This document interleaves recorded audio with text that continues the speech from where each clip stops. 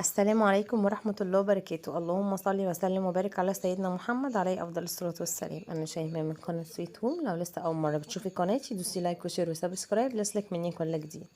في البداية كده حابة أرحب بكل الناس الجديدة اللي نورتني ودخلت قناتي.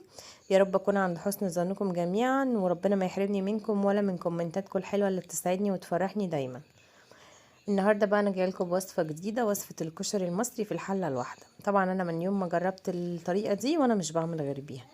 لا بسلق بقى مكرونه ولا بسلق عدس ولا بكتر في غسيل الحلل، هي حله واحده. ما اكدبش عليكم، يعني مني وبينكم كده، وهي حله وصينيه او حله وطاسه او حلتين صغننين.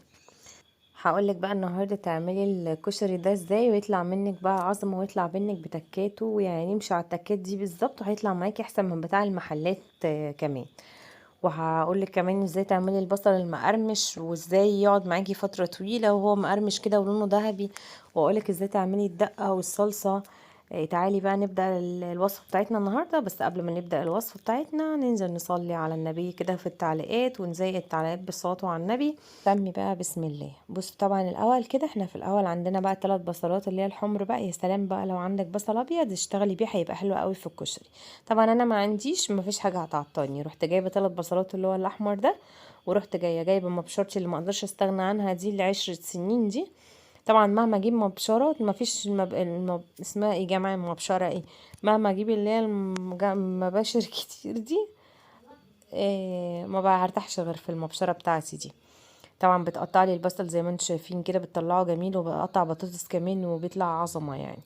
بص بعد ما قطعنا كده البصل بطريقه كده حلزونيه، يعني بنفرفتهم كده بعيد عن بعض. نجيب بقى المكون الجميل العجيب بقى اللي هيخلي ايه البصل اللي معانا مقرمشه، اللي هو ايه النشا. هنحط معلقتين نشا كبار كده ونص معلقه ملح، ونقلبهم كده. ندخل المكونات كلها مع بعضيه كده ونقعد نقلب نقلب نقلب قلب قلب قلب رج رج رج، نقلبهم كده كلهم مع بعض. وبعدين بقى نجيبه ايه حله كبيره كده ونحطوها على النار.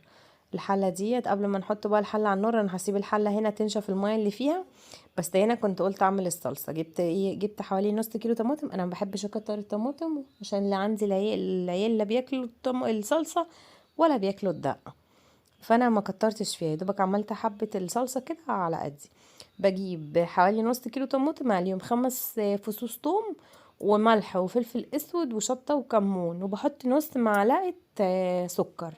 السكر ده عشان يطلع الماده اللاذعه اللي هي بتبقى في الطماطم وما يعملش حموضه معانا. يعني انا في اي تسبيكه بحط يا دوبك ايه نص معلقه سكر بس، وهسيبها على النار.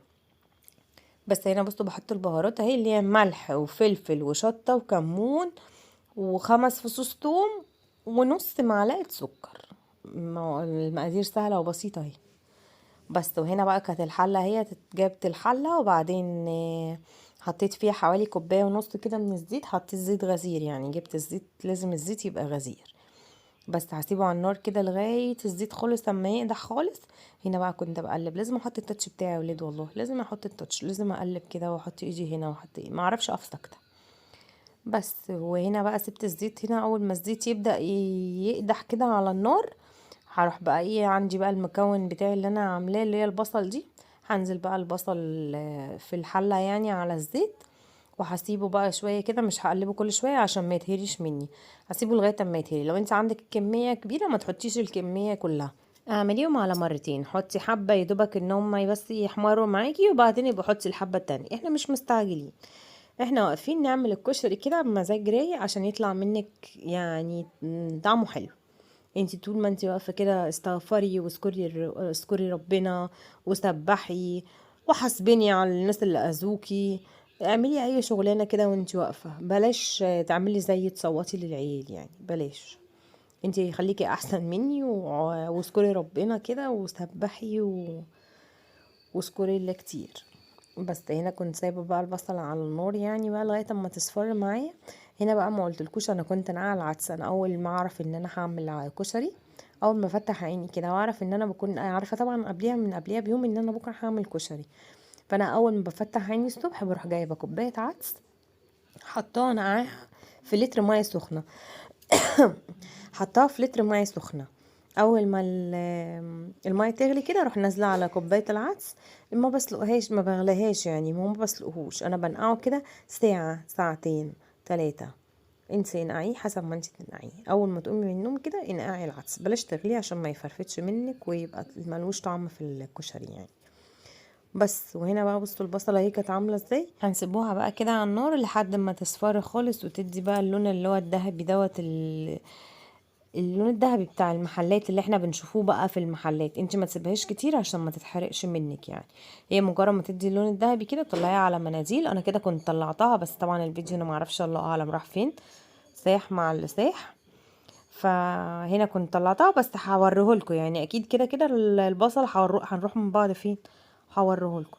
اهو البصل اهو، هو ده اللي انا طلعته. وبعدين رحت جايبه بقيه الكميه اهو، بصوا كده الكميه عامله دي اللي انا طلعته. كان نفسي طبعا اسمعكوا الصوت، بس انا لو فتحت لكم الصوت هتسمعوا حاجات تانية، مش هتسمعوا صوت البصل، هتسمعوا صوت سويت انا بس. وهنا طبعا الكميه التانية بتاعت البصل اهي كنت طلعتها. بصوا اللون ذهبي ازاي، شايفين اللون عامل ازاي، يعني قرمشة وطعم وشكل وريحة. بجد جربوها هتعجبكم جدا والله العظيم. انا نفسي حد كده يقول لي انا جربت وصفة منك وما ندمتش، يعني والله ما هتندموا اصلا. بصوا كنت عاملة هناك العدسة اهو، كنت نقعيه.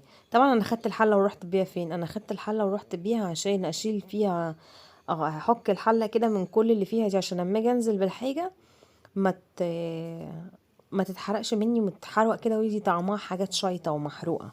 يعني انا حكيت الحله كده وصفيت الزيت من كل الرواسب اللي فيه، بس هو نفس الزيت والله.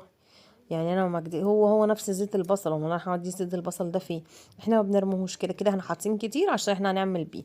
فيا دوبك صفيت الزيت، وبعدين هحط بقى نزلت فيه بكوبايه مكرونه شعريه. يعني انا عندي كوبايه عدس عليها كوبايه مكرونه شعريه وشويه مكرونه صغننه وشويه مكرونه سباكيتي وكوبايه رز. المقادير دي طلعت لي 4 اطباق كده محترمين، يعني بتكفي ل4 افراد. انت عايزه تزودي الكميه وعايزه تعملي الكميات كتير، ضعفي الكميه معاكي. يعني حطي بقى كوبايتين عدس وكوبايتين رز وكوبايتين، ضعف الكميه هيطلع معاكي كتير. بصي هنا الصلصه كانت خلصت اهي وبقت شكلها بصي واو ازاي. ما هتطلعش لا صلصه اللي هي المعلبات ولا اي حاجه، هي الطماطم منها فيها. وهنا بصي كنت حمرت المكرونه يا دوبك اديت اللون الذهبي كده ونزلت عليها بكوبايه رز. دي كوبايه رز مش كتير، يعني انا ما بكترش الرز، لان انت اما تحطي رز تحطي مكرونه شعريه وتحطي مكرونه صغننه وتحطي مكرونه اقلام بتدي معاكي كميه، وانا ما كنتش عايزه اكتر عشان ما يترميش منه حاجه. انا عملت يا دوبك 4 طبق. بصي حطيت حبه مكرونه الناس صغننه خالص دي قد ايه، مش كتير. هو العدس اللي بحب اكتره العدس دوت، هي كانت كوبايه برضو كوبايه من العدس. هنزل برضو بالكوبايه كده من العدس كده. بصي نقعاه مخليه زي الفل وغسلاه ومنقياه وشكله بصوا عامل ازاي، شكله تحفه برضو. بس وهنقلبه كل المكونات دي كلها مع بعضيها، وهنحط معلقه ملح، معلقه صغيره ملح. وعايزه تحطي، انا بحط عليها نص معلقه كمون، يعني انا بحط نص معلقه كمون عشان العدس طبعا ما يطلعش البقوليات ويعمل مغص وكده. بحط عليها نص معلقه كمون. وبصي بجيب حبه مكرونه قد ايه بقسمهم على 3 عشان ما بحبش المكرونه تبقى طويله. بس وتكون غاليه بقى عندي الكاتل ميه سخنه، بنزل عليها بقى كوبايه ايه يعني بالكاتل كده حوالي لتر ميه سخنه. يدوبك يتغطى بقى الميه، يتغطى الكشري كده بالميه. هنا حطيت الملح اهو، وهحط رشه كمون، مش هكتر في الكمون.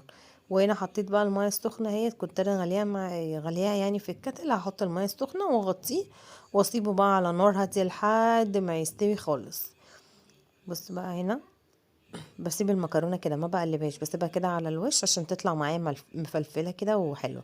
لكن انا لو غرستها تحت ممكن تعجن مني. هنا بص هرش شويه كمون صغننين خالص، ما بكترش في الكمون بس. وهنا بقى بصوا يعني هسيب المكرونه، هحاول اسيب المكرونه اللي هي السباكيتي دي على الوش. بس في ناس بقى بتحط حمص شام، عايزه تحطي حمص حطي. انا ما بقى يعني انا ما بحبوش، والعيال ما بيحبوش، عيالي دول ما بيحبوش اي حاجه، لما مكرهيني في نفسي. انا حطيته بقى على نار هاديه كده لغايه اما استوى خالص. بس ودي كانت وصفتي معاكم النهارده. يا رب الوصفه بتاعتي تكون عجبتكم. لو عجبتكم الوصفه دوسي لايك وشير وسبسكرايب ليصلك مني كل جديد. الى اللقاء.